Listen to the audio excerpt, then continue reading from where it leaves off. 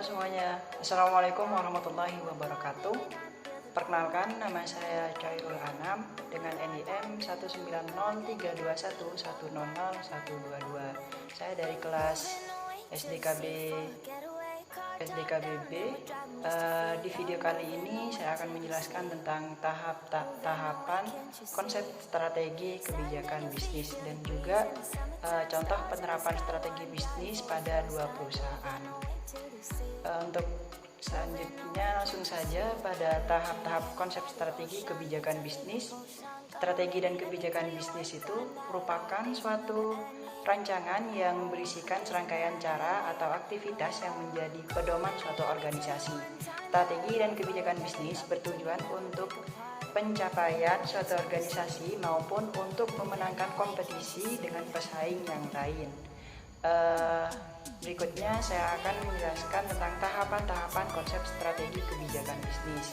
Yang pertama, visi, misi, dan tujuan suatu organisasi. Penentuan visi yang konsisten. Setelah visi dirumuskan, maka seluruh strategi perusahaan harus mengacu pada visi tersebut, atau bisa disebut juga sesuai dengan visi tersebut. Begitupun dengan misi perusahaan disesuaikan dengan visi dari perusahaan agar perusahaan dapat memaksimalkan tenaga untuk mencapai tujuan perusahaan.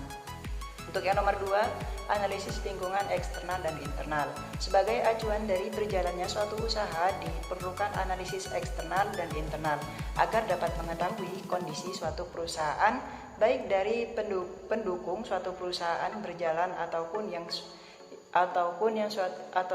yang akan menjadi penghambat perusahaan.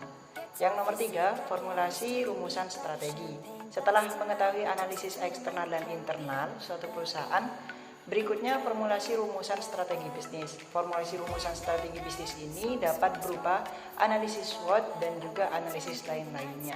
Alat analisis SWOT dapat membantu suatu perusahaan untuk meminimalisirkan serta meredam kelemahan dan ancaman. Analisis SWOT juga dapat memanfaatkan peluang serta kekuatan suatu perusahaan agar usaha yang dilakukan berjalan secara maksimal. Yang nomor 4, strategi fungsional dan bisnis. Pada strategi fungsional merupakan strategi yang dapat membantu perusahaan untuk menggunakan dan mengelola sumber daya dan keterampilan dengan cara paling efisien di setiap operasinya, seperti memaksimalkan di bidang produksi, pemasaran, sumber daya manusia, keuangan, penelitian, dan pengembangan. Di bidang produksi seperti menyesuaikan dengan permintaan konsumen yang tentunya kadang tiap tahunnya akan meningkat ataupun malah kebutuhan konsumen menurun, sehingga produksinya dapat disesuaikan dengan permintaan oleh konsumen, dan juga pemasarannya dapat disesuaikan dengan lokasi konsumen yang berada. Untuk sumber daya manusia juga dapat disesuaikan dengan kegiatan yang akan dilakukan suatu perusahaan di tahun-tahun berikutnya, dan juga keuangan, penelitian, dan pengembangan.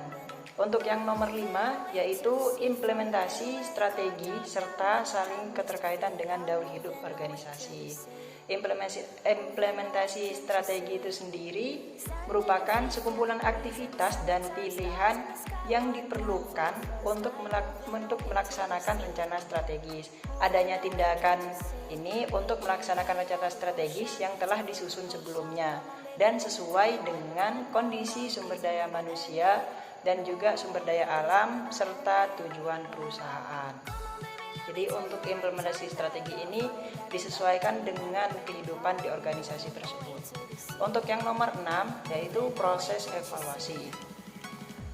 Evaluasi kinerja merupakan suatu kegiatan yang dilakukan untuk mengetahui kegiatan usaha apakah berjalan secara efektif ataupun efektif dan efisien ataupun apakah belum.